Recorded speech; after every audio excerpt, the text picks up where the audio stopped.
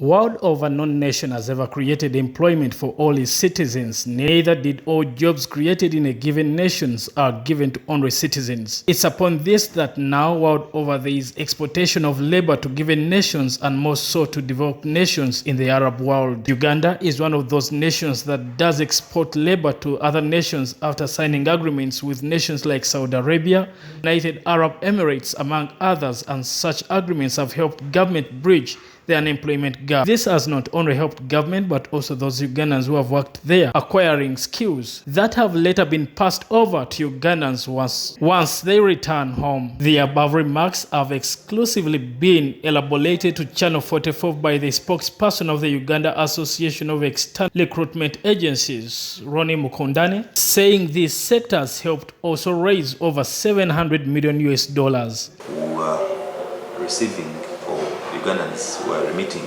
an average of $700 million from the Middle East alone annually. And of course that now could be affected by the factors, of course, COVID-19, but that's how much it contributes. But not only the money that comes in, the skills. Ugandans who work in those countries acquire skills which actually did not have here, but also the issue of unemployment and underemployment.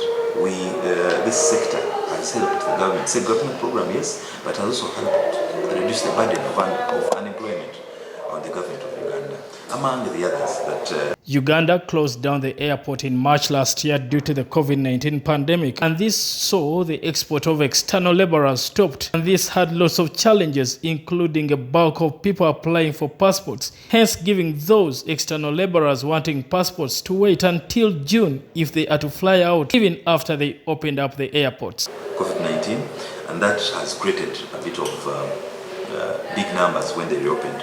When you look at, for example, passports, now if you want a passport, of which our candidates must have passports, of course, the appointments, because there's need to observe the SOPs, you have to make appointments at the Ministry of Internal Affairs. So that has created a bit of delays, because the nearest appointment one can have is around June.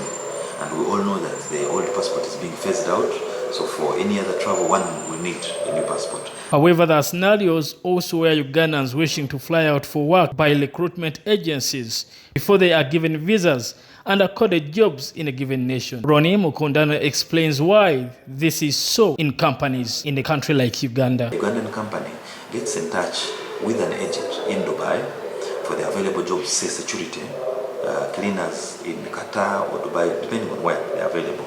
Now, because they are sourced that way, their money is required as input. The agents there asks the Ugandan company to pay money to secure these jobs.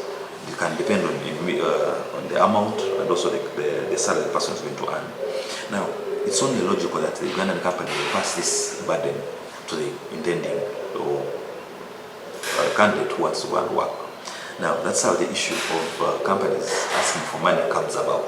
But if you're being taken to work in Saudi Arabia, or you're being taken to work as a domestic worker, you're not required to pay any money because... Brian Senkumba, Channel 44 Prime News.